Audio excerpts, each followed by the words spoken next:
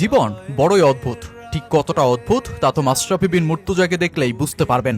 এক মামুলি তরুণ ক্রিকেটার, অতঃপর বিশ্বমঞ্চে বাংলাদেশের জাতীয় পতাকা বীরত্বের সহিত তুলে ধরা, পায়ে একের পর এক অস্ত্রোপচার, তবু অদম্য সাহসে খুঁড়িয়ে খুঁড়িয়ে 22 গজে ছোড়া এক একটি বল তো তার ক্রিকেটীয় অদম্য শক্তির দৃষ্টান্ত। গোটা দেশ কবছর আগেও যাকে মাথায় তুলে রাখত ক্যামেরা আর শিরোনামের পাতায়, যেই হাসি খুশি মাশরাফি জায়গা পেতেন প্রতিনিয়ত, যাকে নিয়ে লেখা হতো কবিতা কিংবা গান, আজ সেই মাশরাফি ঘরবন্দি, জবানবন্দি। কেন নাম ধরে ডাকলে না।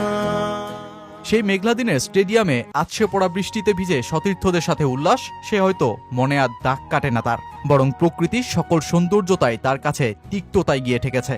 পুড়েছে বাড়ি, পুড়েছে তিলে তিলে সাজানো এক একটি স্বপ্ন, যে আগুন শুধু ইটি পোড়ায়নি, পুড়িয়েছে বিশ্বাসটাও। তাই তো আজ মাশরাফি বিন মুর্তজা হয়তো সেই ভাঙা স্বপ্নগুলোর সামনে দাঁড়িয়ে বলতেই পারেন, কেউ কেন নাম ধরে ডাকলো না, কেন চিনল না আমায়, আমি তো ছিলাম তোমাদের সেই ম্যাশ।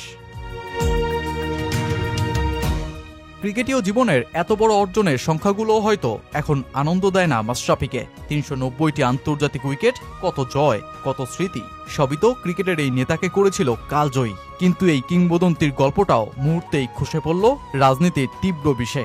আরেক অধ্যায়ে তিনি নেতা হয়েছেন ঠিকই, তবে রাজার নীতিতে হয়েছেন পরাস্ত। তাই তো যেই নড়াইলের জন্য ভেবেছিলেন অনেক বেশি, সেই নড়াইলেই যখন পুরল দেবালয়, হাজারো স্বপ্ন, তখন মাশরাফি বলছেন, আমি মারা গেলে আমার লাশ নড়াইলে এনো না। কোথায় আছেন, কিভাবে আছেন মাশরাফি? যখন সেই খোঁজ নেই কারো কাছে, তখন তার বাবা গোলাম মুর্তজা জানালেন মাশরাফির বর্তমান অবস্থা। ফ্রিজ হয়ে যাওয়া ব্যাংক অ্যাকাউন্ট, অর্থের টানাপোড়েন আর স্বপ্নগুলো চোখের সামনে ধ্বংস হতে দেখা ম্যাশ, বনে গেছেন নীরব বোকা বাক্স। সম্প্রতি তিনি কালবেলাকে বলেন, মাশরাফির এখন আর কোনো জীবন নাই। একটা মানুষ খায় দায় আর ঘুমায়, কথা খুব কম বলে, বলেই না। সেই মাশরাফি আর নেই, খুব আঘাত পেয়েছে। সে ঘরের থেকে বের হয় না, বলে যে আমাকে নিয়ে গেলে নিয়ে যাক, আমার কোনো আপত্তি নেই। তবে আমি এমন কিছু করি নাই যেটা মানুষের খারাপের দিকে যাবে। আমাদের বাড়ি তো পুড়িয়েছেই, নড়াইল এক্সপ্রেসের এত সুন্দর একটা জিম সেটাও পুড়িয়ে দিয়েছে। সেটা তো উপকারের জন্যই করেছিল। ভালো মানুষের কোনো মূল্য নাই। রাজনীতিকে মূল্য দেয়, দলকে মূল্য দেয়, কিন্তু ভালো মানুষকে না। খুব করুণ অবস্থা বলতে গেলে, একেবারে পথের ফকির। আমাদের তো নগদ টাকা পয়সাও ছিল না, নাইও। আমি মারা গেলে আমার লাশটা নড়াইলে নিয়েন না।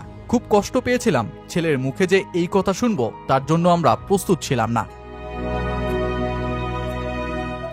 মাশরাফির এখন নতুন প্রেম হয়েছে, তবে সেটা বোকা দেয়ালের সাথে, যে দেয়াল কথা বলতে পারে না, শুধু শুনতে জানে। তাই তো চঞ্চল ম্যাশও নিজের সত্তা ছেড়ে বন্ধু বানিয়েছেন দেয়ালকেই। পোড়া স্বপ্নের ঘ্রাণে তাই তার অঙ্কনগুলো নীরবেই রূপ নিচ্ছে ভাঙা ক্যানভাসে।